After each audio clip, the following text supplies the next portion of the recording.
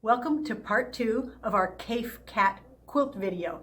Now, if you want to see how we got to this point, be sure to watch part 1. Otherwise, let's finish up these cats.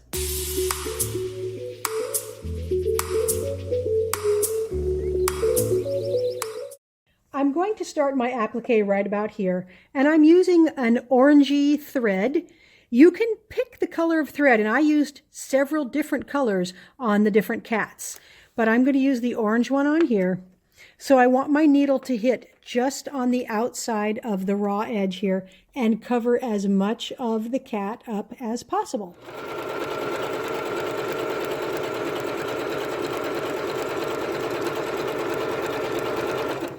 Now the machine goes pretty slow, and I can slow it down further if I want to go around the corners.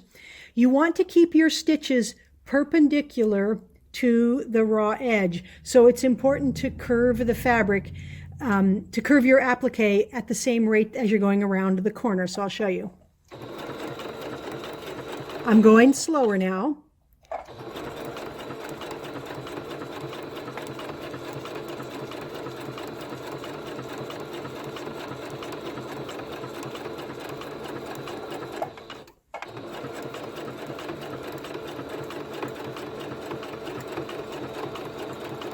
And now that I'm on the straight, I'm going to speed it back up.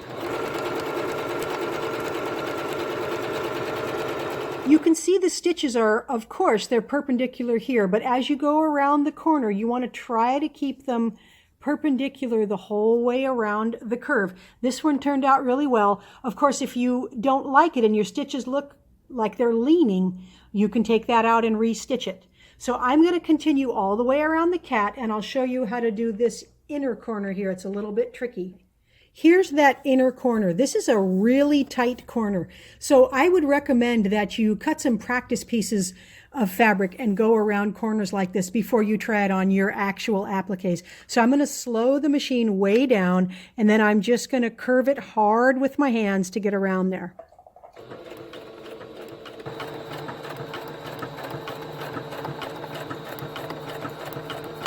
So I'm going really slow, and I'm guiding it with this left hand.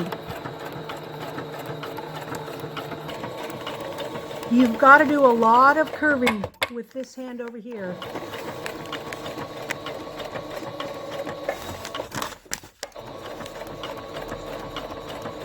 Then once you get to the straight, you can turn your speed back up and just really zoom. Here's one more tight curve around the tail here, so you might want to slow down. We'll put it on slow.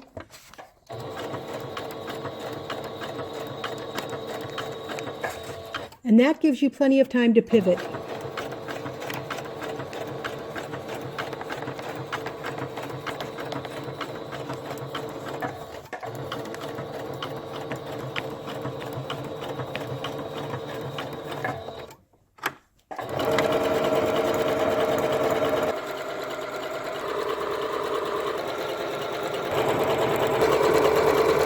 We're coming to the pointed ear, so we're going to stop when we get there and pivot.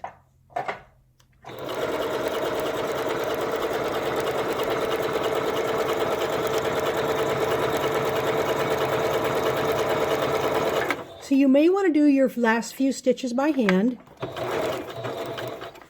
And we want to stop with the needle on the right.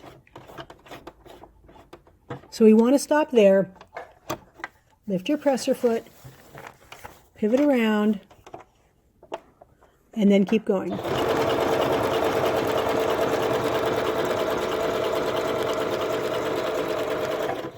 Now here we want to pivot on the left.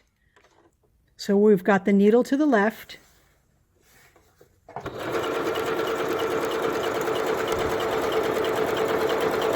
I'm coming back to where I started, and I don't want to stitch over this and have a lot of extra stitching. So when I come to the end, I'll just stitch 1 or 2 stitches beyond, and then my machine right here has a locking stitch that we can do.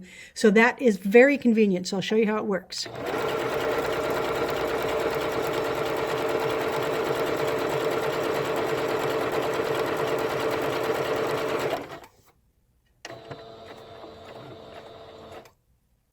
Now we're done.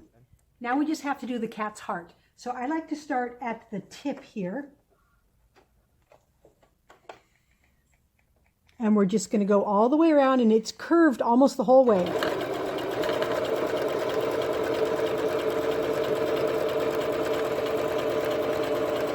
This cat is all appliqued. I like to iron it first. And then we're just going to tear the paper off the back. You can see some of it's already coming off. So because our stitch is pretty close, most of this paper is just going to rip right off. A little bit of the residue will be left behind the stitching here, but that's not going to hurt anything. And if that bothers you, then you can use that water-soluble kind of stabilizer, and then it will completely wash away. But I've done this kind of applique for years, and that little bit of paper that's behind the stitching doesn't hurt a thing. So it comes out nice and flat. And you want to try, like I said, try to get your stitches nice and even around the corners. And you can see mine are not perfect around that inner corner if you get really close. But I don't think the quilt police are going to come and check my stitching there. And I know the cat is stitched on secure enough, so he's not going to come off. We've got most of the cats already appliqued here. Got to take some of the paper off. Then I'm going to lay them all out. I've got 12 cats total, and they are just so happy and cheerful looking. So I'm going to lay them out, and I'm not going to use sashing. I'm just going to stitch them right up into a quilt. Then I think we'll pick one of these fun Kaffe facet fabrics for a border, and we'll get it quilted, and then we will take a look at the finished quilt. I wanted to show you some of the other fun combinations you can make using cats. They don't have to be Kaffe cats. So here we've got a really nice batik option. You know we love batiks, and you could do any color batiks. If you'd like to make a patriotic cat, we've got the AmeriCat here. Very fun.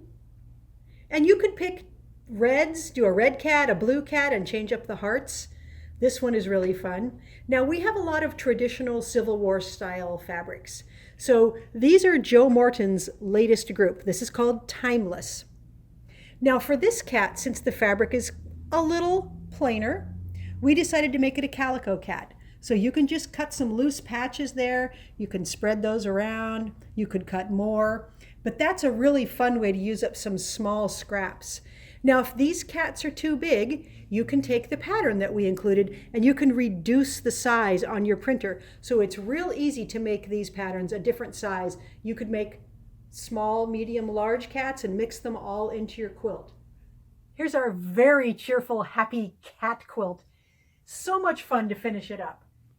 The problem with doing all the Kaffe facet prints is not that you can't find enough, it's that you can find too many that look really, really good in here. Here's some that I would like to have used, but couldn't fit them all in. They're all really, really wild. So I used hearts out of the Kaffe facet prints, the same ones I used as the cats. I just switched them all up. If you want your hearts to show a little more prominently, we could have used a solid red grunge for the heart there. But I kind of like the heart blending in a little bit. Now you can see the blanket stitching here.